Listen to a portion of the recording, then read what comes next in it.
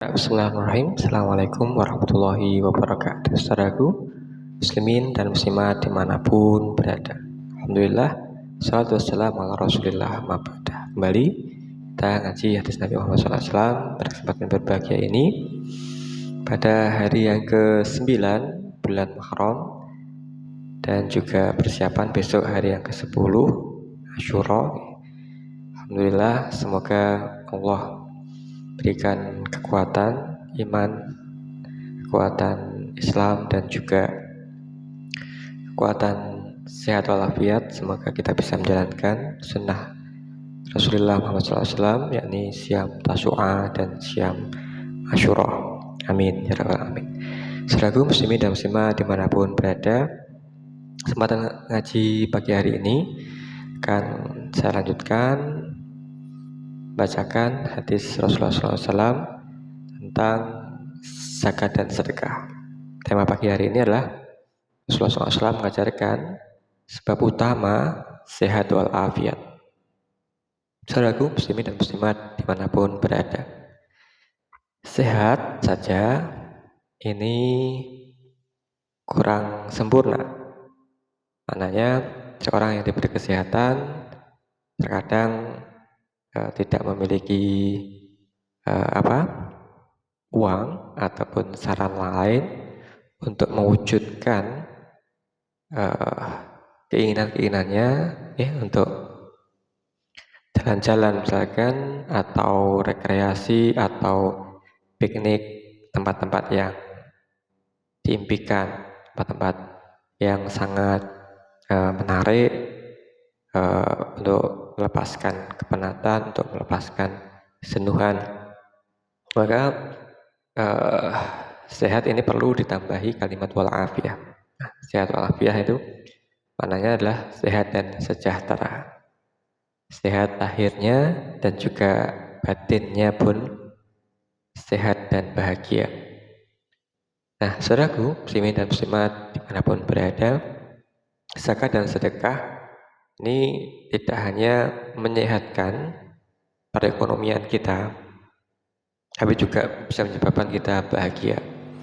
Karena kebahagiaan ini ternyata apabila tersambung persaudaraan, tersambung hubungan yang tadinya putus, yang tadinya renggang, sehingga Rasulullah SAW menegaskan, berikan satu perintah pada kita sekalian, siapa yang suka untuk dilapangkan rezekinya, dipanjangkan usianya dalam sehat walafiat, maksudnya inilah, maka hendaklah sambunglah silaturahim.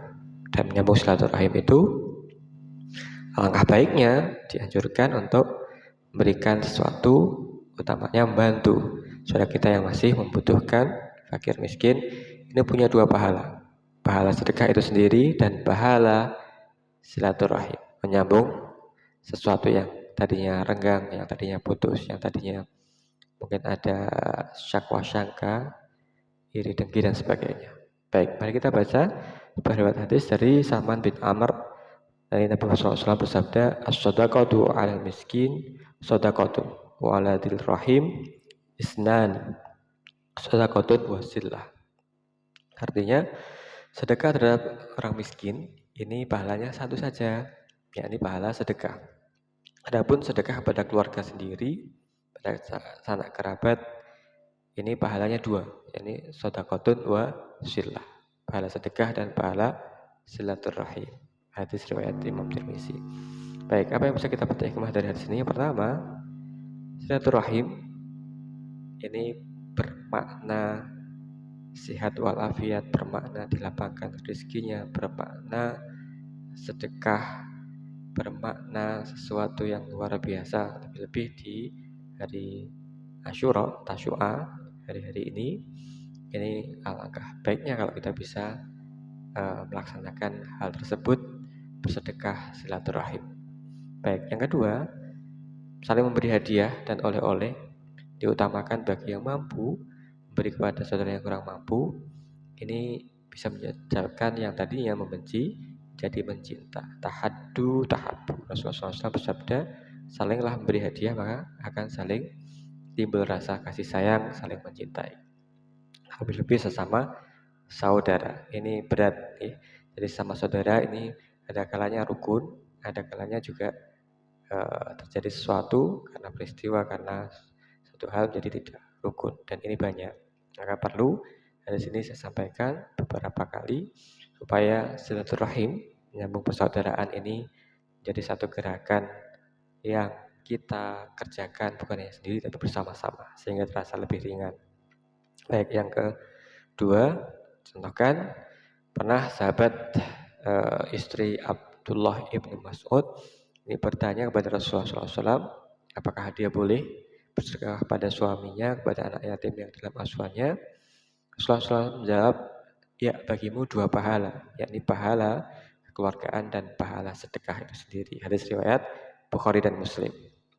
Yang ketiga, meskipun silaturahim memiliki banyak keutamaan, tidak sedikit di antara kita yang enggan atau meninggalkannya, terlebih-lebih di era media sosial saat ini. Ngapain kita datang jauh-jauh, kan ada WA, kan ada video call dan sebagainya. Nah, hal tersebut sebenarnya akan lebih utama, lebih baik kalau kita bisa hadir secara fisik, ya, bisa saling memberi, bisa saling bersalaman, ya. Meskipun orang yang kita beri, orang yang kita hadiri, orang yang kita datangi silaturahim itu pernah berbuat zalim pada kita, pernah melakukan fitnah, atau memiliki sifat yang sombong pada kita. Namun, perintah untuk menjalin silaturahim ini tetap ada. Tetap satu kewajiban, tetap menjadi perintah Allah kepada kita sekalian. Mengambil silaturahmi. Dan inilah, saudaraku, muslimin dan muslimat dimanapun berada, menjadi sebab yang tidak mudah untuk kita dapat, sehingga kita bisa awet muda, bisa sehat walafiat, dan banyak rezeki kita.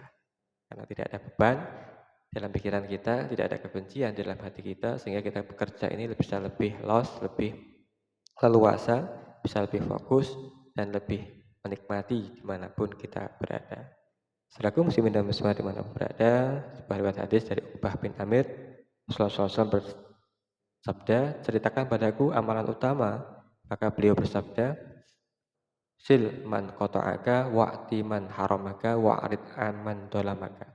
Rasulullah SAW bersabda, sambunglah orang yang memutuskan hubungan denganmu, berikanlah orang yang tidak mau memberi kepadamu, dan berpalinglah dari orang yang berbuat zalim kepadamu. Hadis riwayat Ahmad. Saudaraku, muslimin dan muslimat dimanapun berada, inilah indahnya agama Islam, senantiasa mengajarkan tentang menjalin persaudaraan dengan sama saudara dengan cara saling memberi dan berbagi rezeki bagi yang mampu kepada saudara yang kurang mampu, sehingga terbangkitkan ekonomi, terbangkitkan hubungan keluargaan, terbangkitkan satu persatuan yang saling asah asih asuh, saling menghormati, saling menghargai, sehingga dunia kita ini bisa terasa seperti bayang-bayang surga. Amin.